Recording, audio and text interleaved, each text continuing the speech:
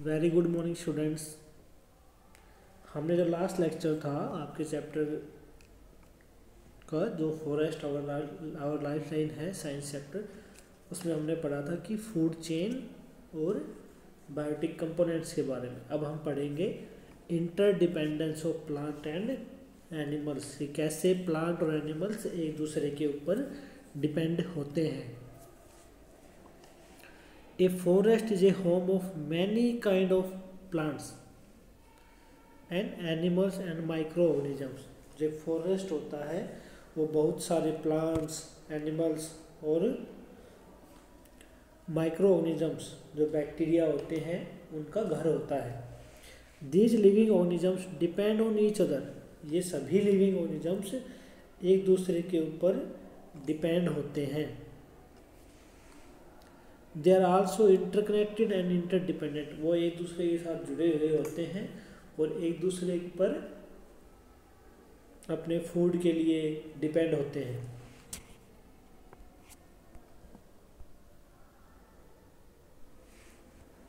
अब है dependence of the plant and on animals, कि कैसे जो प्लांट है वो एनिमल्स के ऊपर डिपेंड करते हैं।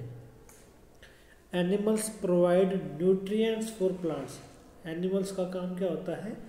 To provide nutrients for plants, कि जैसे जब कोई एनिमल की डेथ हो जाती है या जो एक्सक्रीटा जो है, जो डाइजेस्टिव वेस्ट जो है, जब कोई बॉडी डेड हो जाएगी तो सॉइल के अंदर मिक्स हो जाती है और जिससे क्या होगा, न्यूट्रिएंट टू द सॉइल, कि जो मिट्टी जो है उसके अंदर मिनरल्स जो है, न्यूट्रिएंट्स वो ऐड हो जाते हैं और वो मिनरल्स और न्यूट्रिएंट्स प्लांट है वो अपनी रूट्स की हेल्प से एब्जॉर्ब कर लेते हैं। तो इस तरह से क्या हो गया कि एनिमल है वो प्लांट्स को न्यूट्रिशन प्रोवाइड कराते हैं। सेकंड है plants need carbon dioxide for making their food by photosynthesis, कि जो फोटोसिंथेसिस का प्रोसेस है उसके लिए कार्बन डाइऑक्साइड चाहिए। और वो कहाँ से आएगी? एनिमल्स से। जब एनिमल कार्बन डाइऑक्साइड रिलीज करते हैं रेस्पिरेशन में, तो वही कार्बन डाइऑक्साइड प्लांट अपने फोटोसिंथेसिस के लिए यूज करते हैं। ए नंबर ऑफ इंसेक्ट, कुछ जो इंसेक्ट हैं वो बर्ड्स, पक्षी, bats help in the pollination. Pollination क्या होता है? एक प्रोसेस होता है जिसके थ्रू प्लांट के अंदर रिप्रोडक्शन होता है, बीज बनते हैं, तो उसके लिए वो हेल्प कराते हैं। Some animals help in dispersal of fruit and seeds. कुछ एनिमल्स क्या करते हैं? प्लांट के सीड को एक जगह से दूसरी जगह लेकर जाते हैं, जिससे नए प्लांट्स वहाँ ग्रो करने लग जाते हैं। तो इस तरह से प्लांट्स जो हैं वो एनिमल्स के ऊपर डिपेंड होते हैं।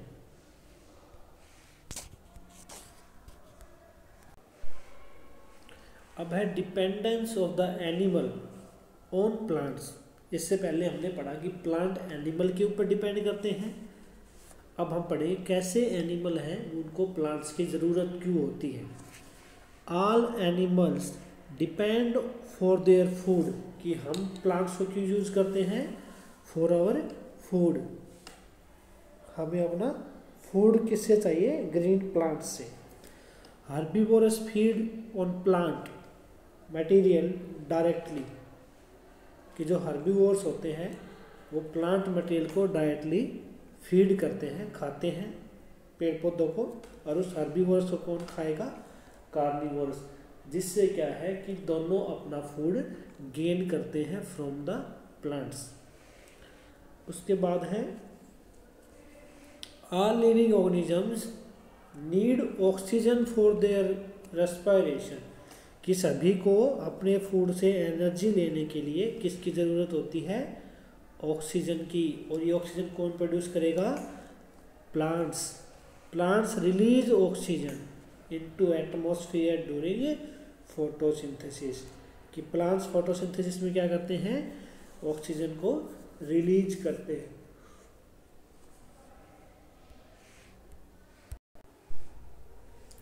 उसके अलावा और क्या है कि मोस्ट बर्ड्स, कि बहुत सारे पक्षी जो हैं, make their shelter on plant and trees, कि बहुत सारे पक्षी जो हैं वो अपना घर बनाते हैं पेड़ों पर, तो इसलिए वो प्लांट्स के ऊपर डिपेंड करते हैं। जैसे एग्जांपल है स्पैरो, क्रो, वुड पिकर,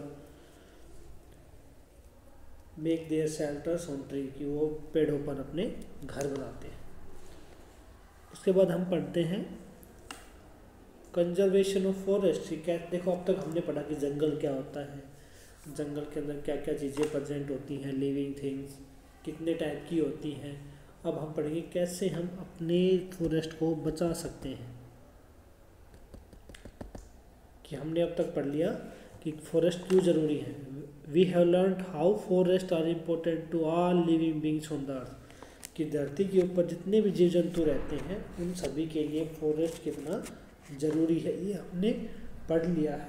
अब हम पढ़ेंगे but what if these forest get destroyed, तब क्या होगा जब जंगल नहीं रहेंगे, तो जो पेड़ पक्षी वहाँ रहते हैं वो भी नहीं रहेंगे, ठीक है ना। कार्बन डाइऑक्साइड भी यूज़ नहीं होगी, ऑक्सीजन भी प्रोड्यूस नहीं होगी।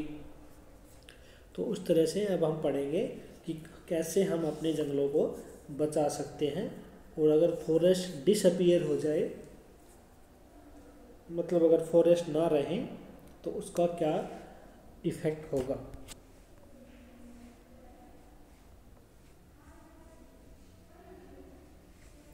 We have learn how forest are important, ये हमने पढ़ लिया। अब हम पढ़ेंगे कि some of the consequences if forest disappear are mention below, अगर फॉरेस्ट डिसअपीयर हो जाते हैं, गायब हो जाते हैं, तो क्या होगा।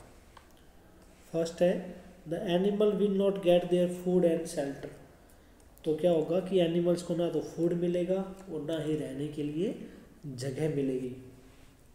We will not get valuable forest products such as timber, और ना ही हमें फॉरेस्ट के जो प्रोडक्ट हैं जैसे लकड़ी वो नहीं मिलेगी हमें।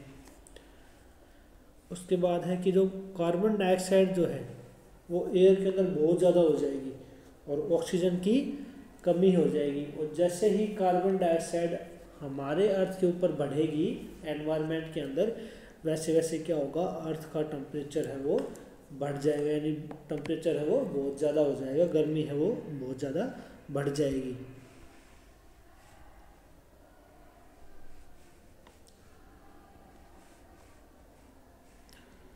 उसके बाद है the soil will not hold water during rains resulting into floods, जब पेड़ पौधे नहीं होंगे तो मिट्टी है वो पानी को नहीं रोकेगी, और जिससे क्या आ जाएगा, बारिश के टाइम क्या आएंगी, बाढ़ आ जाएंगी।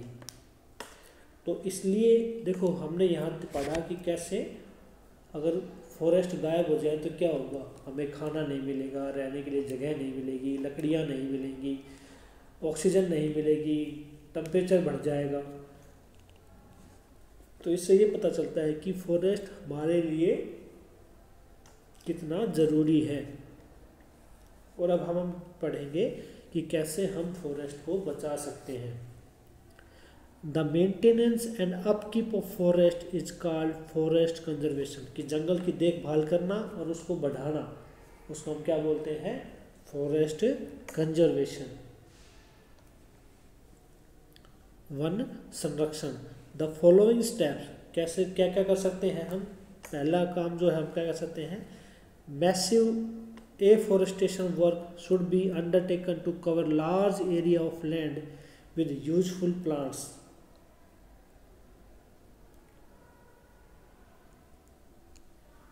जैसे हमें क्या करना चाहिए कि massive afforestation work should be undertaken, कि जो काम करते हैं एफॉरेस्टेशन का, पेड़ पौधे जो खाली जगह है वहाँ पे बहुत सारे पेड़ पौधे हैं वो लगाने चाहिए। It should be done in areas unfit for agriculture, और हमें ये कहाँ करना चाहिए, जिस जगह हम खेती नहीं करते हैं हमें उस जगह बहुत सारे पेड़ पौधे हैं वो लगाने चाहिए। जैसे हाईवे, रोड के ऊपर, रिवर के पास, नदियों के पास, प्लेग्राउंड्स में, पार्क्स में, यहाँ हमें बहुत सारे पेड़ पौधे हैं वो लगाने चाहिए। सेकंड क्या है, एयर, हवा जो है, वाटर पानी, और सॉइल पोल्यूशन, कि जो हवा पानी और मिट्टी का जो प्रदूषण होता है should be reduce so that trees and other vegetation can survive and develop in a forest.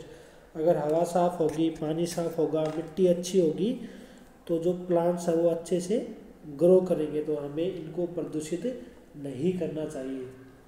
अगर हम इनको प्रदूषित नहीं करेंगे तो जो वेजिटेशन जो है, छोटे प्लांट जो है, वो किस में बदल जाएंगे, फॉरेस्ट के अंदर। Existing law to protect national parks, हमें गवर्नमेंट ने ऐसे रूल्स बनाने चाहिए जिससे हम अपने जंगल को बचा सकें। जैसे नेशनल पार्क होते हैं उनको बचा सकें, वाइल्ड लाइफ सेंचुरीज जो होती हैं, बायोस्फीयर रिजर्व होते हैं, इन सबको हमें बचाना चाहिए ताकि कोई इनके अंदर ना जा सके और ना ही पेड़ पौधों को काट सके।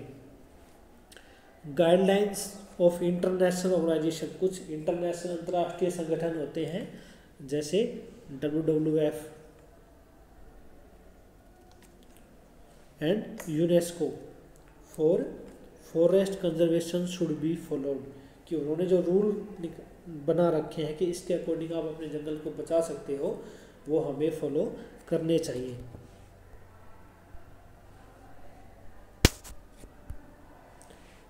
उसके बाद है illegal logging has lead to the decrease of a lot of trees over the years, कि जो इलीगल लॉगिंग है यानी बहुत सारे लोग जो हैं वो बिना परमिशन के जंगल के अंदर घुस जाते हैं और वहाँ पेड़ पौधों को काटने लग जाते हैं। The Indian government has laid down rules to prevent the illegal logging by making it punishable under law, कि हमारी जो भारतीय सरकार जो है, हमारी गवर्नमेंट जो है, उसने कुछ रूल्स बना सकता है। अगर कोई जंगल के अंदर घुसता है, वहाँ पेड़ पौधों को काटता है, तो उस पर जुर्माना लगाया जाता है या उसको जेल हो सकती है।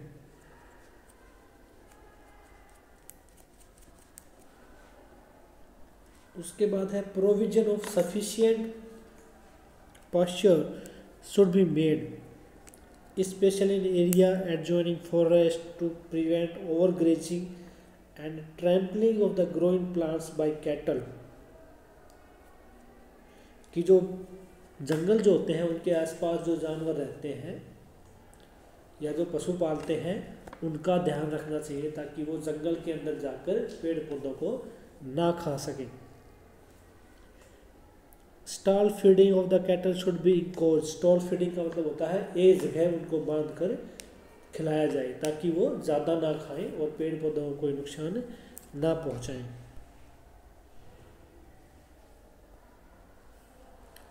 उसके बाद है while constructing dams, roads and minings, all ecological factors must be considered, कि बांध बनाते टाइम, रोड्स बनाते टाइम, माइनिंग करते टाइम, खुदाई करते टाइम हमें ये ध्यान रखना चाहिए कि वहाँ जो जंगल है उस पर उसका क्या इफेक्ट होगा। Forest fire must be check, कि जंगलों के अंदर कई बार क्या होता है कि हाई टेम्परेचर की वजह से आग लग जाती है।